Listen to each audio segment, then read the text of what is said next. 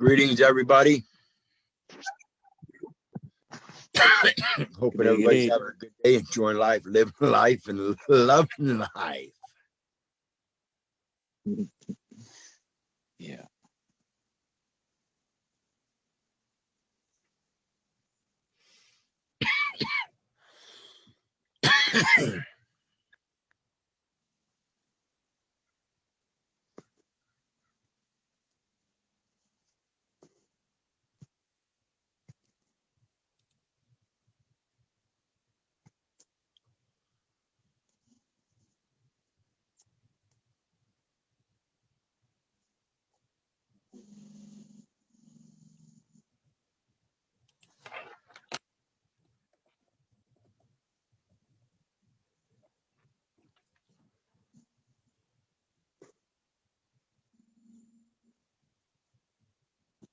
I started that movie, Found. Yeah. It seemed like a good movie. Got about halfway through it, sort of. So yeah, it's going to be a good one. Yeah, like I said, I cried several times in it because it reminds me so much of a large part of my path. You know, particularly the way it starts out. You know, he had he had been left with this family or these people in the mountains, and that was all he knew in his life. And then somebody else thought it was up to their determination to protect him from being on his own when he was fully capable of being on his own in that environment. And then when they take him out of that environment and bring him into another environment, that's the environment that he can't live in. Yeah.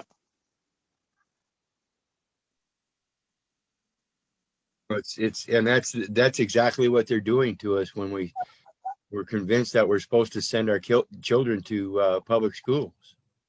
We're putting them in a dangerous environment by letting them go outside of our environment and letting them teach their environment to them. And then when they come home, it's no wonder we have problems with their own children. Yeah. So, but anyway, yeah, let's get on with it for tonight then.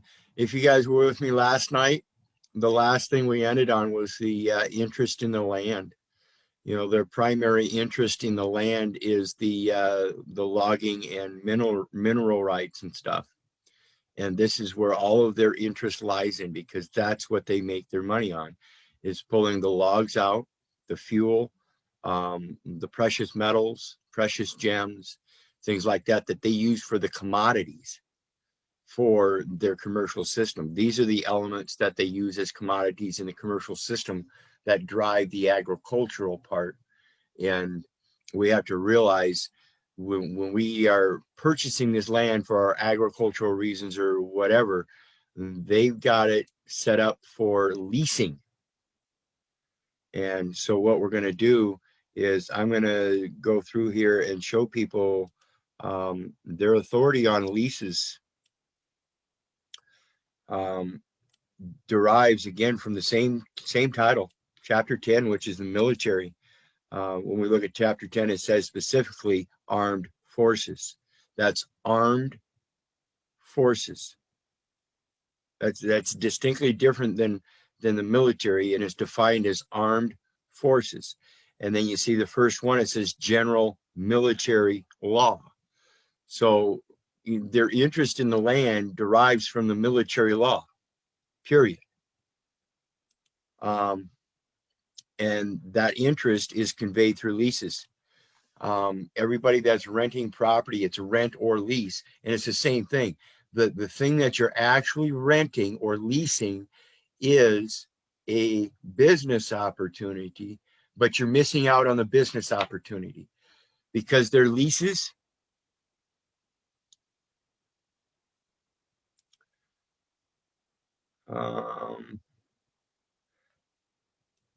Types of in-kind consideration. When we're doing leases and rents, it's all about equal consideration. It's a contract. So there has to be the equal consideration. When we talk about equal consideration, we have to realize we can't be mixing water with oil. So there has to be in-kind consideration. And it says, in addition to any in-kind consideration accepted under subsection B5, in-kind consideration accepted with respect to a lease under this section may include the following. Maintenance. Oops. Maintenance. And that's the thing that you see in all your leases. The tenant is responsible for maintenance. Well, if I'm responsible for maintenance and you're charging me $650 a month for rent for your maintenance of the paperwork, that's just little scribbles on paperwork. If that's worth $650, my maintenance daily for your once a month transaction, my in-kind consideration for the daily maintenance every day for average of 30 days a month is at least, if I'm going to be spending 24 hours a day at $15 an hour, let's figure that out.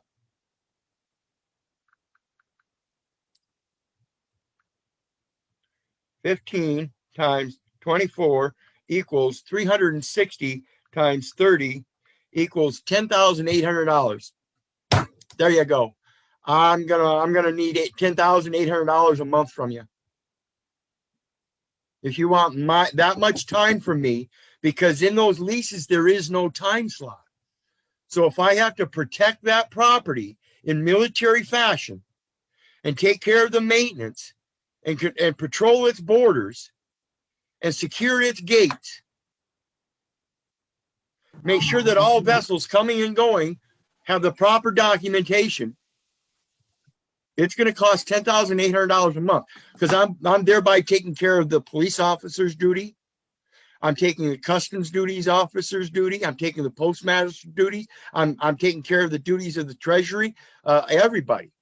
You're taking care of one document a month on your commercial side. You want me to take care of the maintenance of all internal operations on that property? Okay. $10,800 a month. That's at minimum wage. I'm giving you a break because I'm just a peon. I really don't work for a government. So we really have to start learning how to comprehend these terms and conditions and stuff. And when we talk about the land, we're talking about Title 40, which is, God damn it, I don't know how I do that. I swear I clicked on U.S. code. Public buildings, property, and works. I mean, maintenance sounds like work. And they are claiming it as somebody else's property on public land in a public community. And they will use those public laws and statutes and codes against me. So, yeah, I better make sure that I coin this document correctly so my value is equal consideration in like kind.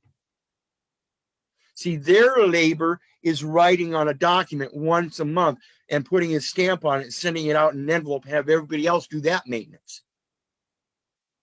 If I'm going to be maintenance for the property itself and all of the fixtures and the premises, the land, the buildings, and all the pertinent, it's $10,800 a month minimum. Now, if I find some kind of discrepancy in there, I might have to raise it. I might have to adjust it. Just giving you a fair warning. Because, see, I'm doing his good works.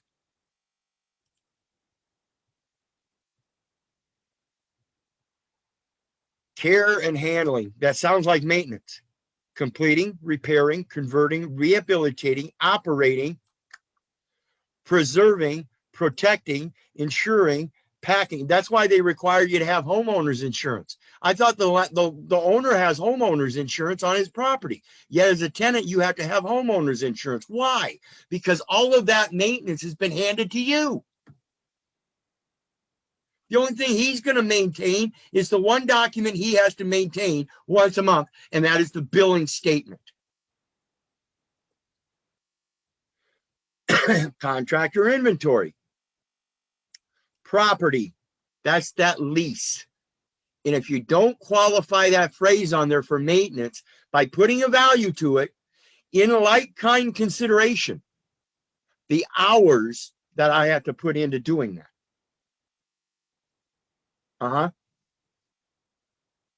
Property that government is obligated to or has the option to take over. Now, if all property is held in abeyance in the government as property of the government, they already have that obligation. That is why they bring the military in for maintenance purposes.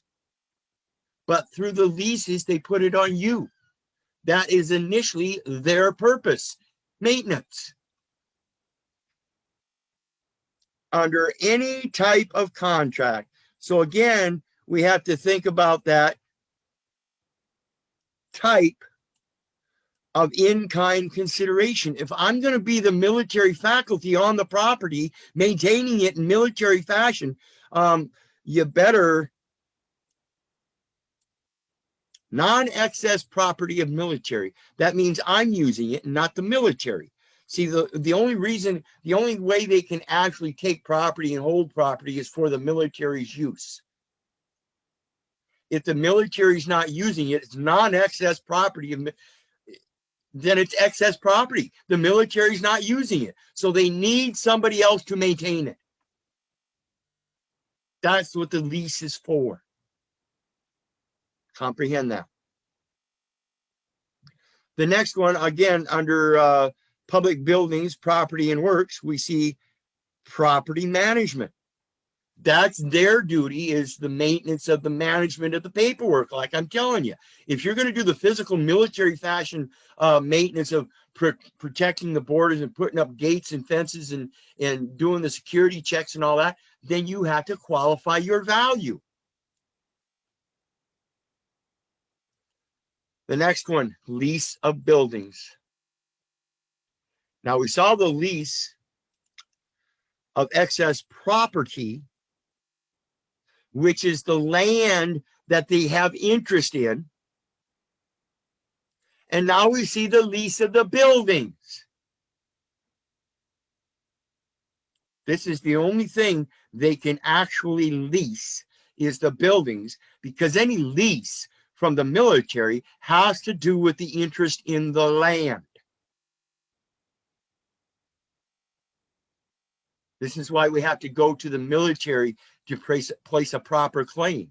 You keep placing these claims to the land patent office or something, that's not the right place. If you're going down to your local county courthouse, that's why that record down there is no good. It's only for the buildings. Approval of sufficiency of title prior to acquisition. So if their title is only to the building, do they have possession of the land to begin with? No. There's never been a proper entry document placed in the land records. There isn't one. The only thing that's been placed there is these codes. It's in the Library of Congress. This is in the Library of Congress. There's no actual title in the land records for those pieces of land. The only ones there are those that are privately owned. They've already been segregated. Easements for rights of way. Again, this is where they're listing the easements for rights of way is in the military code. Why are we talking about military code? Because it's the railroad tracks. Gas, water, sewer, oil, pipelines. That's why the city utility guy comes up and places a do not enter sign on the property.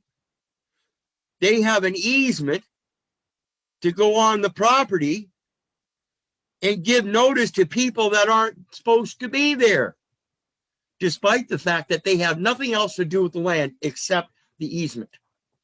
It's a military easement. They're in a uniform. They're in a city ordinance uniform.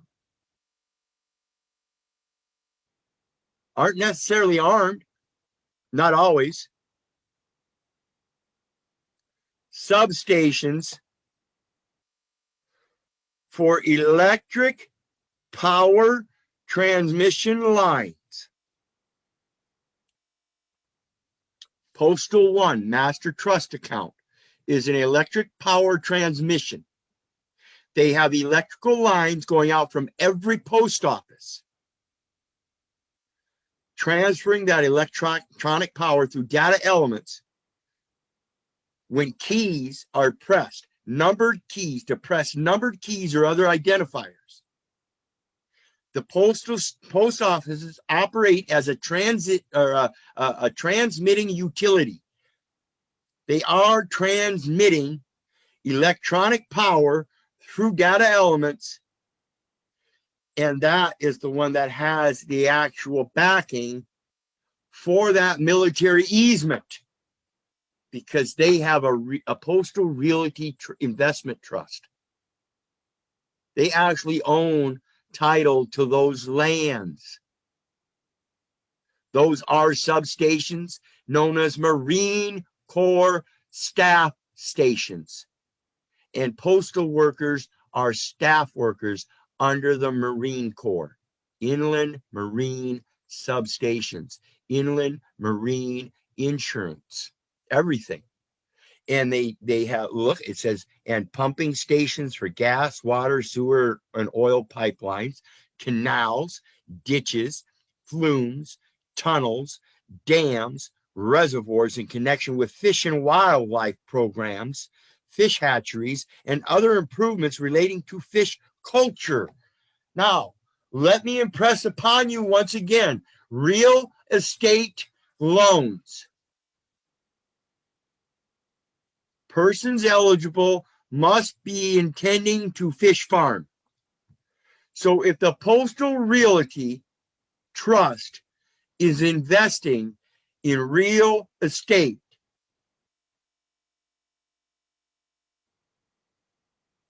do they need to intend to fish farm? No, because they're not going through a bank to get a loan to do so. That Postal Realty Trust and those postal roads and routes are valid internationally. Peace treaty is what sets that as backing, not gold and silver. The peace treaty. Because the roads and routes are surfaces upon which things move. They are never stationary. That one thing alone is proof that at all times things must be in transition. Roads and streets, poles and lines for the transmission or distribution of electric power. Every muscular contract you do is electrical power. Poles and lines for the transmission or distribution of communication signals. We don't need poles and lines. We don't need the poles and lines for transmission or distribution of our electrical signals. We have our uniform bodies, likeness and image. We are electrical units. Structures and facilities for transmission, reception, and relay of such signals and any other purpose that the Secretary considers advisable with vision, with vision, ability to imagine.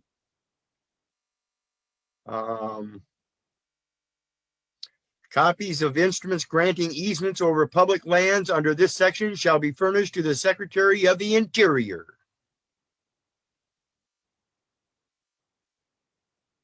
The next one. Contributions for North Atlantic Treaty Organization security investments. Remember, I was telling you that peace treaty, that Treaty of Berne, when they do the other treaties, we mentioned this before, there's like 560 other sub-treaties to the Treaty of Berne. which operate through the Constitution of the Universal Postal Union as an indenture for those other 560 treaties, which are actually contracts. And they have to have a security investment. And that security investment is the Postal Service. They're the ones that have the realty investment trusts. Funds may not be obligated or expended in connection with the North Atlantic Treaty Organization Security Investment Program in any year unless such funds have been authorized by law for such program. Any program under the North Atlantic Treaty Organization using the funds of that organization, which is Federal Reserve notes, must comply with this. Must. So that lease, like I said, down here at the local level, when you're using that federal, it has to comply with this.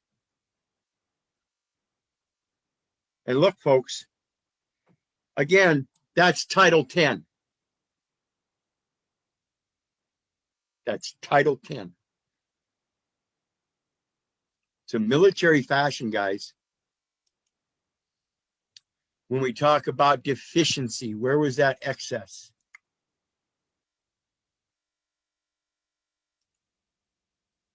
Oh, here it is, sufficiency.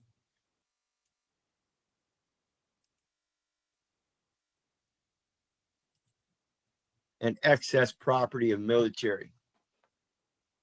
You guys realize what a deficiency is?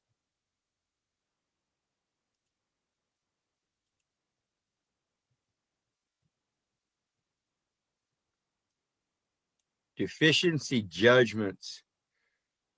Mortgages insured on or after March 28, 1988. If the Postal Service is the only entity in America that has a backing of substance through a realty trust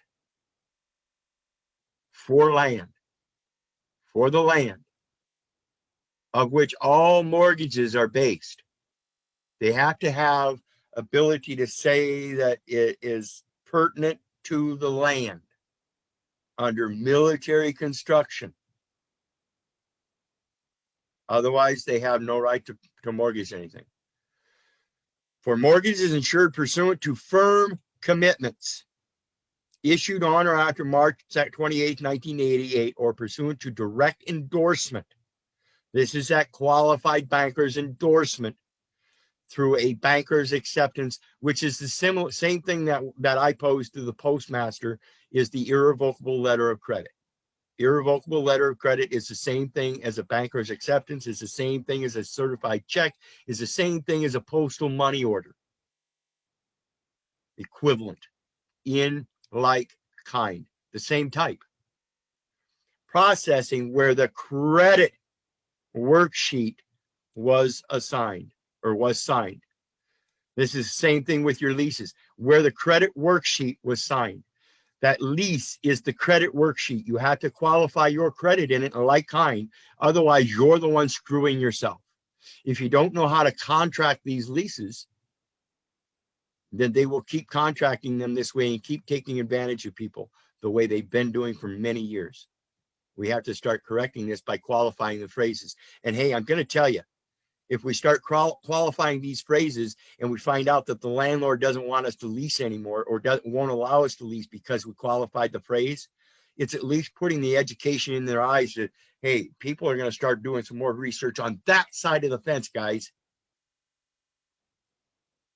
And at the same time, eventually we're going to find the people that are willing to say, yeah, you're right. Well, let's figure this out. And we have to be able to go to that negotiation table and say, listen, you're still going to get your check. You're still going to get all your money. It's going to come directly to your account. What we're doing is fixing the North American Free Trade Agreement regulations that are being misunderstood. That's all we're doing. That's where the credit comes from in this society, this United States. It comes from NAFTA on the contract side, and that is the mirror image of the Treaty of Berne, but it incorporates the Constitution of the Universal Postal Union. And then they do it on the United States level, same thing. United States It's the same thing as NAFTA, and they use the Constitution of the United States. Get it? Think about this. Let's see.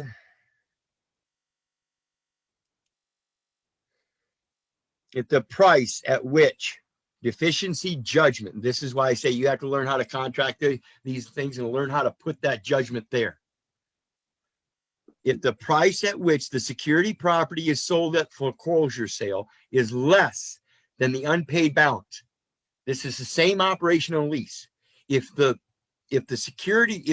price of the maintenance at the time of the signing of the lease is less than what is expected for the maintenance, see, nobody's taking care of the maintenance fee.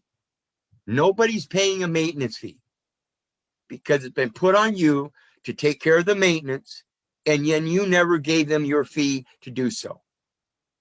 Because when I live, I live. I don't have to maintain anything. I live the way I live. If you don't like me sweeping my floor every day, you come maintain it every day. In the meantime, if you want to sit in your office and sweep and mop your floors every day and hire that janitor to do it, you go ahead.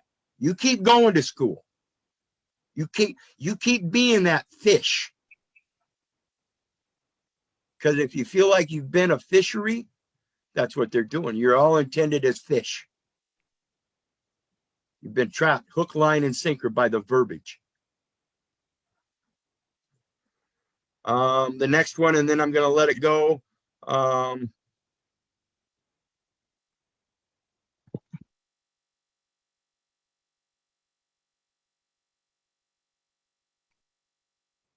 Foreclosure by the government of loans secured by real estate. Remember, I told you in the beginning, their interest in the land is the minerals and all this. Now, all of a sudden, we're in 7, which is agriculture. And it says foreclosure by the government of loans secured by real estate. So if somebody wants to foreclose or evict, who has the interest in the property? Is it the landlord or the military that has an interest, not just for the mineral and logging rights, but for the maintenance of peace when people are not at war? See, we're not at war yet. So it's the military's duty to prevent that war, and that is their duty of maintenance, is to maintain the record of peace. And so that when somebody like me does come up and show you your fallacy in your lease, you need to fix it because you have no right to evict. We are in possession and use. You have title and control. Those are two very distinct and different things. And you can ask any sheriff in this land, if there is a tenant on the land and there is a property dispute with the landlord, can the landlord go on the property without the tenant's permission? And every last one of them will tell you no. The tenant has superior rights in interest in the property as land, because where else is he going to go?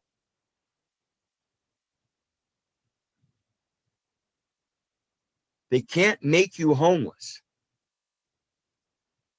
for a pecuniary interest. It's a humanitarian right.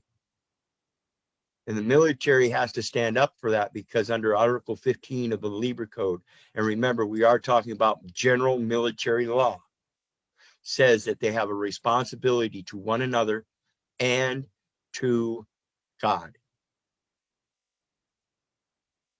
And with that, I open it up. We've got about 8 minutes left, I think. 9 minutes. So let's open it up and let's have some discussion about that. Because that's where we're at. We have to start maintaining things, folks. We have to comprehend, if we're going to stand up for our rights, we've got to maintain our own obligations. And in order to do that, we have to comprehend what they are.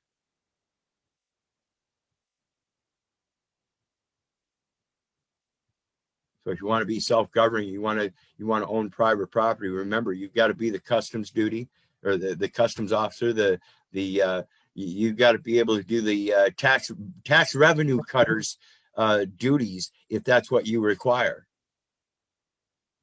But for me,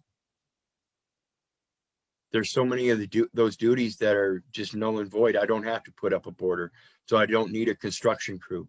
I don't have to put up a gate, so I don't need a carpenter. I don't need a revenue cutter because I don't enforce taxes. I'm told that I'm supposed to take in the sojourner and give him a roof, give him clean clothes, give him a fresh meal, a night of rest, and a good way, a good direction to go if he wants to leave the next day. I'm supposed to welcome other strangers with open arms.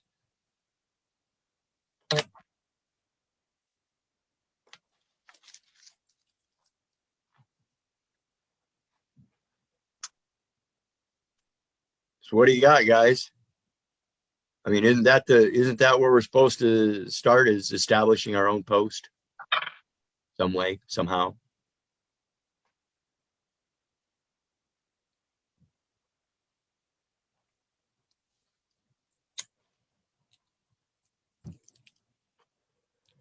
No questions or anything, guys?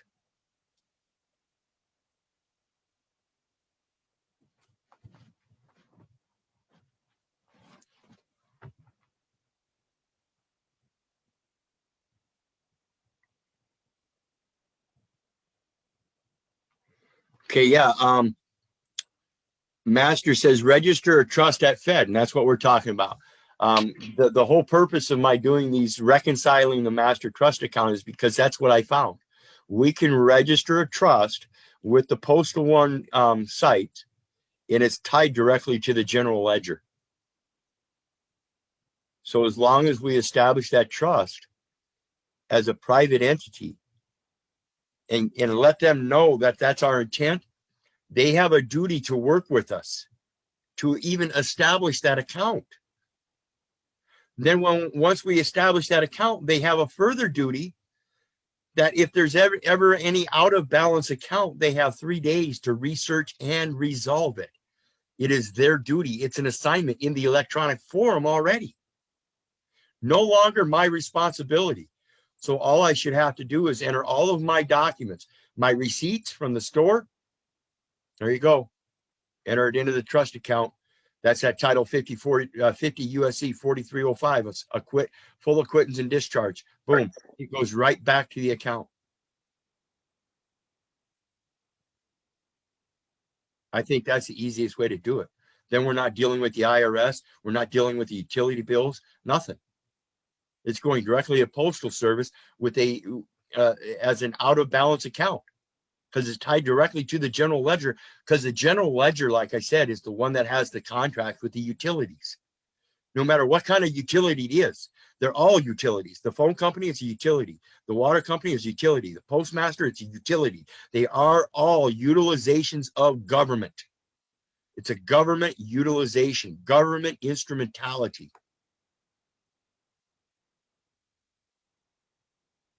That's why if I'm going to do the maintenance, then the government don't need to play nothing.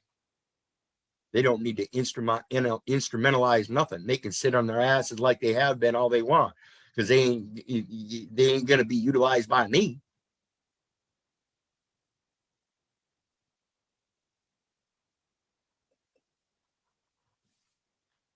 And I think that's the simplest way. And that's why I said with my site, I've already established an account with the Postal Service.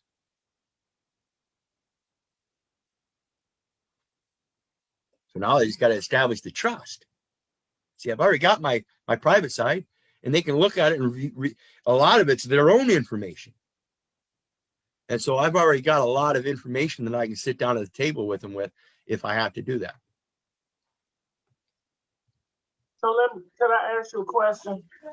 Could we make the trust? Because I think a lot of people think that you have to have all of these documents to create a trust. No, irrevocable letter of credit.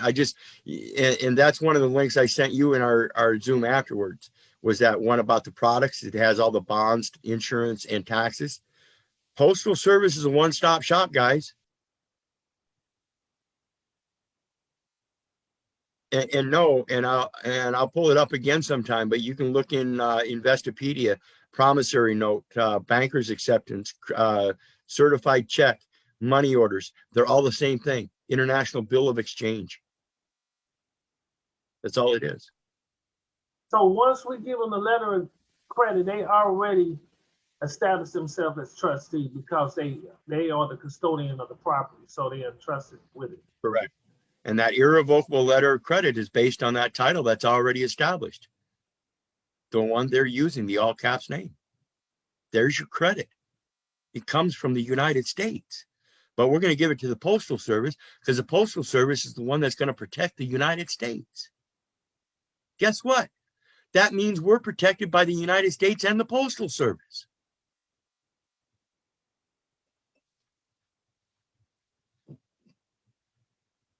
See that military establishment protecting the interests in the land? Remember that warrant officer is at the Postal Service. Remember that the warrant criteria, warrant officer criteria, those are inland marine stations with staff workers known as Postal Service employees. Postal Service is a worldwide entity. It's not just United States.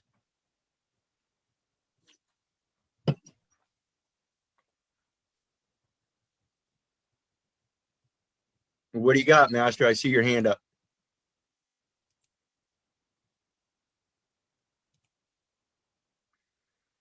I got your question. Living in Breton, set up a Fed account. Yeah, it's just go to Postal One and ask them if there's a different account, a different trust account you need to set up for Britain residents. Just send them a quick email.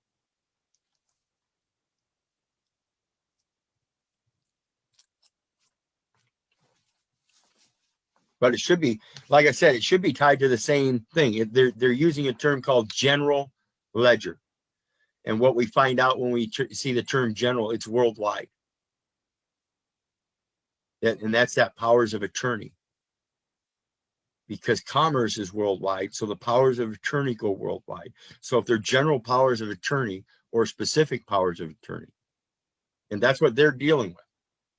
And that's why we put in our durable power of attorney in fact, because everything they're doing is an assumption and presumption. So it's generally, and then their specifications are general assignments specified to people within their own ranks. Whereas we have to do a durable power of attorney, revoking those general and special powers of attorney. And now we assign them specifically each and every time. That pulls us out of that military operation of general assignments, general powers. Nope, I don't have general powers. I have specific powers that were named in Jeremiah 1 verse 5.